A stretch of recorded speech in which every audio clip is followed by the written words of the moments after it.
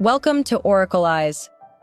Wagner leader Yevgeny Prigozhin, who shook the world agenda deeply in June, is again at the top of the list of hot topics today.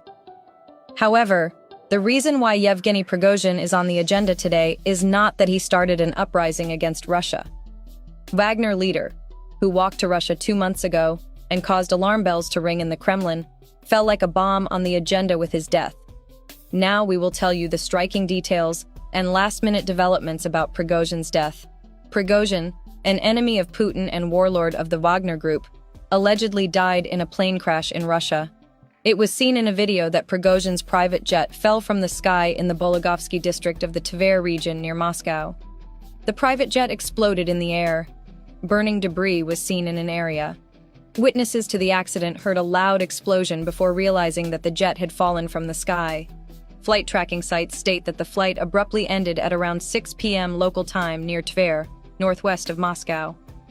Initially, it was unknown whether the Wagner chief Prigozhin, known as Putin's chief and longtime affiliation with the Kremlin dictator, was on board. A report from the Russian aviation agency Rosaviatsia stated that Prigozhin was among the passengers. According to reports, 7 people were aboard the Embraer Legacy 600 business jet. At least 3 people died, but 4 could not be located. A later report, citing the Russian Emergencies Ministry, stated that 10 people died. According to unconfirmed reports, another prominent member of the Wagner Group was killed in the plane crash. Russian military bloggers suggested that Dmitry Utkin, a former Russian intelligence officer and co-founder of the group, was apparently also killed. According to the Russian Federal Air Transport Agency, an investigation has been launched into the Embraer plane crash that occurred in the Tver region. The statement did not comment on the cause of the accident, but said the commission will search for evidence, including black box records. The plane appears to be traveling between Moscow and St. Petersburg. Competing theories arose after a plane carrying Yevgeny Prigozhin made a crash landing. Wagner-linked Telegram channels claimed that the plane was shot down by Russian air defenses. In the wreckage video published on Telegram channels, many small holes are seen in some parts of the crashed plane. It is alleged that this may be due to damage from the impact of air defense shells that destroyed the fuselage of the aircraft. Grayzone, which is closely related to the paramilitary group, said that, before the plane crash, 2 residents listened to 2 explosions of the characteristic air defense.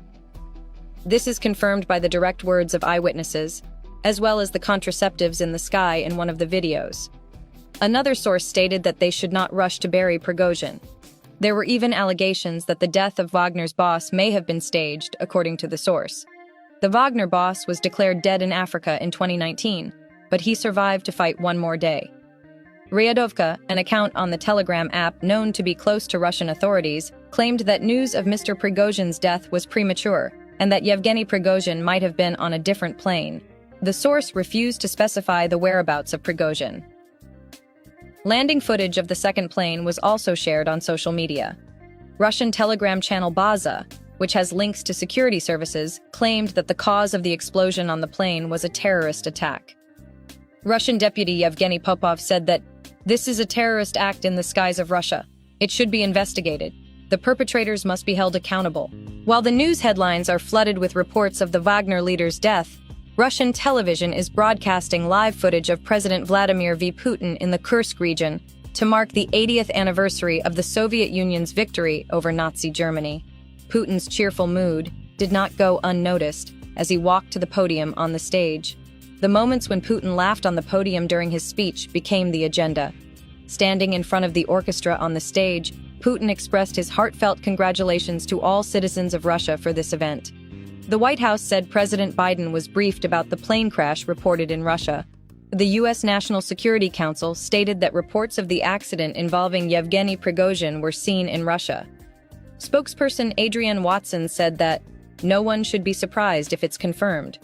Earlier, Prigozhin had been warned not to enter tall buildings for fear of accidents, especially after he led a coup aimed at overthrowing Defense Minister Sergei Shoigu and Chief of Staff, General Valery Gerasimov. Prigozhin is known to use stunts as part of elaborate security measures. Also, the day before the plane crash, the Wagner leader was seen in a video. Yevgeny Prigozhin was featured in the first video address, suggesting he was in Africa since his failed rebellion in Russia. Analysts could not confirm where the video was shot. In the video broadcast on Telegram channels affiliated with the Wagner mercenary group, it is reported that Wagner is in war gear and the group is making Africa freer. In the video, Mr. Prigozhin stated that Wagner was fighting with Islamist militants and other criminals as well as prospecting for mines. Mr. Prigozhin was photographed shaking hands with presidential advisor Ambassador Freddie Mapuka at the OAC during the Africa-Russia summit in St. Petersburg last month. On the other hand, in July, retired General Robert Abrams claimed that Prigozhin was eliminated. The Kremlin claimed that President Vladimir Putin met with Prigozhin 5 days after he withdrew his troops. However, Prigozhin has not been seen in public since, and General Abrams has cast doubt on whether the meeting was actually held. The Kremlin suggested Prigozhin would be deported to Belarus as punishment, but his whereabouts have remained a mystery since the failed rebellion. It was reported that his fellow mercenaries who participated in the revolt were also allowed to go to Belarus. However, neither Russia nor Belarus confirmed Prigozhin's whereabouts. Belaruski Hajun, an independent Belarusian military monitoring project, said a business jet reportedly used by Prigozhin landed near Minsk on the morning of the 27th of June.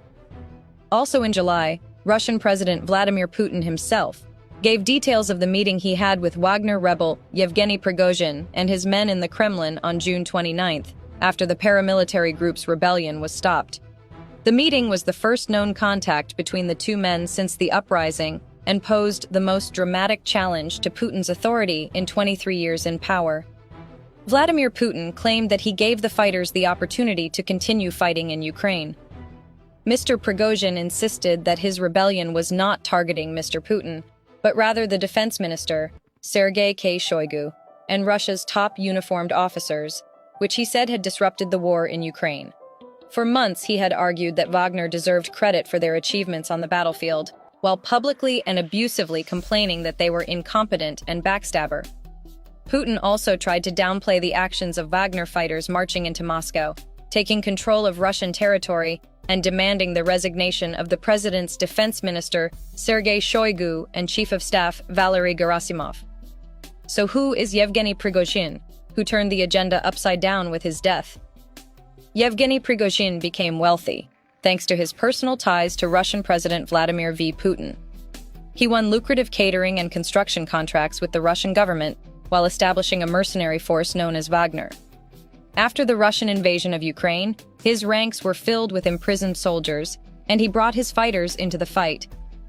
Prigozhin, a businessman who spoke rude words, disregarded the law, and showed no loyalty to anyone but Putin, became known as Putin's chief because of his dinner agreements with the Kremlin and the Russian army, and became the symbol of wartime Russia. Prigozhin expanded Wagner's presence in Ukraine after the Kremlin's attempt to seize the capital, Kiev, failed in the first days of its occupation early last year. The private military company was at that time largely operating in Syria and Africa, where it operated both on behalf of the Russian government and to serve Prigozhin's own commercial interests. In February 2018, Prigozhin was one of 13 Russians accused by the federal grand jury of meddling in the American elections, spreading lies in support of the presidential election. The United States imposed sanctions on Mr. Prigozhin in December 2016. Born in Leningrad in 1961, Prigozhin was sent to prison in 1981 for robbery and other crimes. After serving his 9-year sentence, he opened a hot dog stand and eventually led an entrepreneurial career by opening restaurants and grocery stores.